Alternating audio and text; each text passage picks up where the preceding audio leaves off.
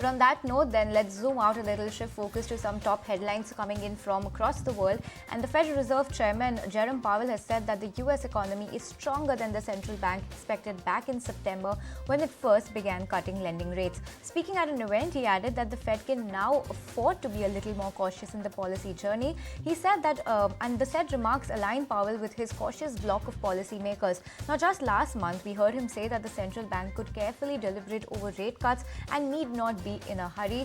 Inflation and jobs data since then, and Waller's comments in particular, substantially pushed up market expectations of another quarter-point cut in the benchmark rate to a range of 4.25 to 4.5%.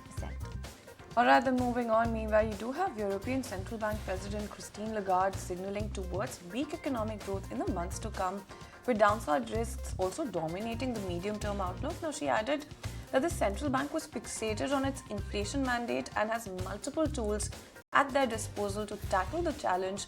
Now, she's also clarified that the ECB will be continuing to cut lending rates even as they don't commit to a particular rate path. Now, here's a snippet from her speech then.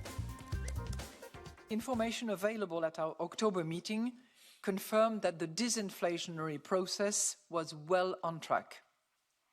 Our deposit facility rate, often referred to as the DFR, the rate through which we steer the monetary policy stance, is now at 3.25%. We will review our stance again next week, following our data-dependent and meeting-by-meeting approach.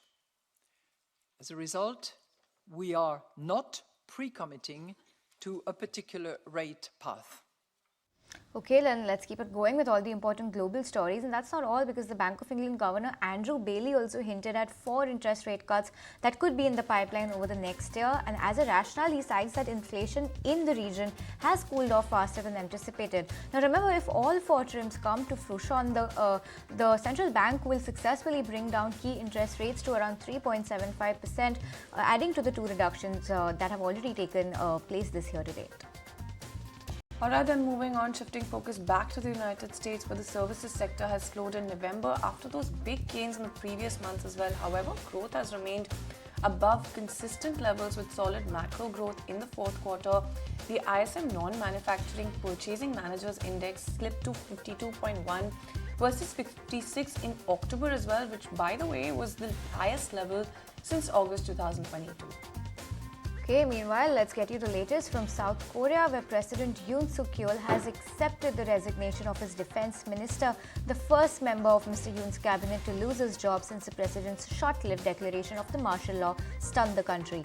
Meanwhile, MPs South have begun impeachment proceedings against Yoon Suk-yeol. Additionally, Japanese Defense Minister Gen Nakatani has postponed his visit to the country. And in a statement, China says that it hopes South Korea will take effective measures to ensure the safety of all Chinese citizens and institutions, its foreign ministry said on Wednesday. The comments were made in response to a question about South Korea's brief imposition of martial law and its potential impact on China-South Korea relations and the security situation on the Korean peninsula.